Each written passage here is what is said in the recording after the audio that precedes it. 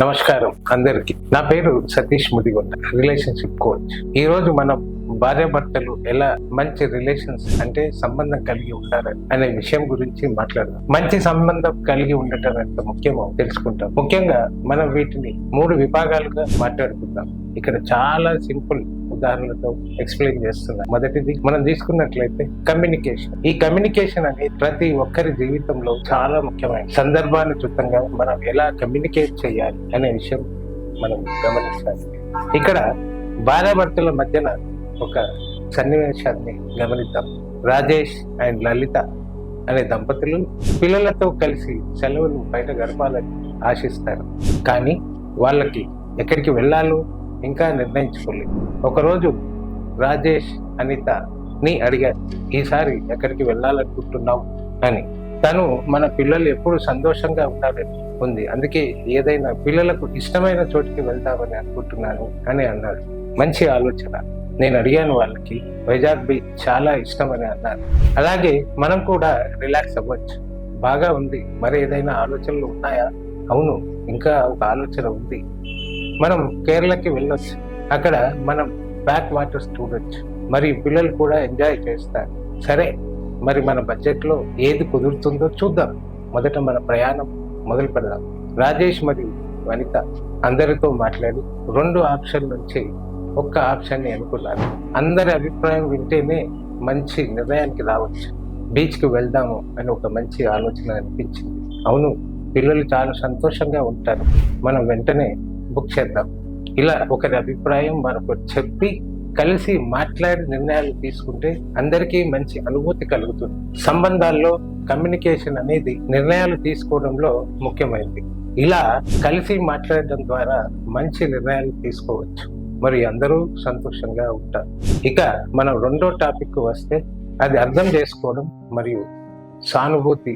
అంటే మనం జనరల్గా సహానుభూతి అని అనుకుంటాం. సానుభూతిని పెంపొందించడం ఇక్కడ చాలా ముఖ్యం. ప్రసాద్ మరియు మీనా భార్యాభర్తలు, వీళ్ళిద్దరూ ఉద్యోగస్తులు. ఇటీవలి కాలంలో ప్రసాద్ తన ఆఫీసులో చాలా ఒత్తిడిని అనుభవిస్తున్నాడు. ఈ విషయాన్ని భార్య గమనించిన మీద అతనికి సహాయపడాలని నిర్ణయించుకుంది. ప్రసాద్, నువ్వు చాలా అలసిపోయినట్టు కనపడుతున్నావు, ఆఫీసులో ఏదైనా సమస్య ఉందా అని అడిగింది.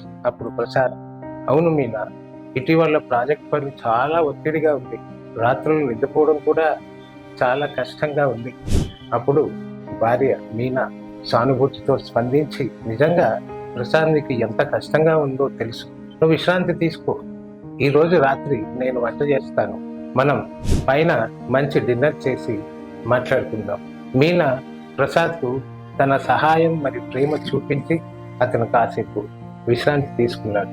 ఇప్పుడు ప్రసాద్ ఏమంటారు అంటే, మీ సాయం నాకు చాలా అవసరమైంది, నీ సానుభూతితో నాకు ఎంతో సాయం వచ్చింది. అది సరే ప్రసాద్, మనం ఒకరికి ఒకరు అర్థం చేసుకోవడం మరియు సహాయపడడం చాలా ముఖ్యం.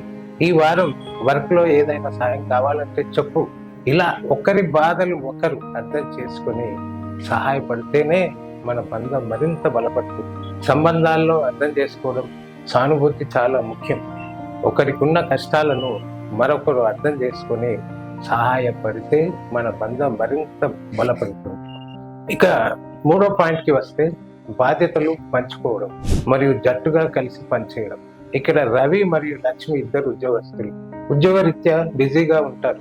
ఇల్లు నిర్వహించడం ఒకరి బాధ్యతగా కాకుండా ఇద్దరు కలిసి పనిచేస్తూ వారి ఒత్తిడిని తగ్గించుకుంటారు. ఒకరోజు లక్ష్మి రవిని ఇలా అడిగింది, నువ్వు రేపు ఆఫీస్కి వెళ్లే ముందు వంటగది పనులు చేయగలవా?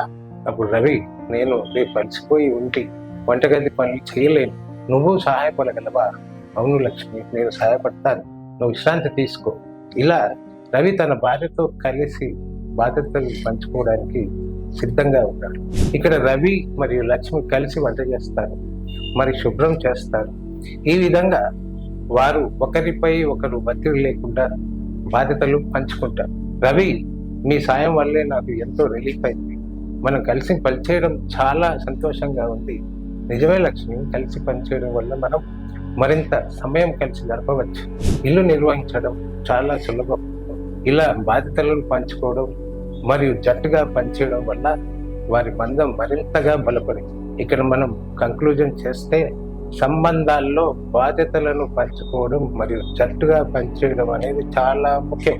ఈ విధంగా చేయడం వల్ల మనం ఒత్తిడిని తగ్గించుకోవచ్చు మరియు బంధం బలపడుతూ ఉంటుంది. ఈ వీడియోలో మనం కమ్యూనికేషన్, అర్థం చేసుకోవడం, బాధ్యతలు పంచుకోవడం మరియు మంచి సమయం గురించి మాట్లాడడం చూసాం.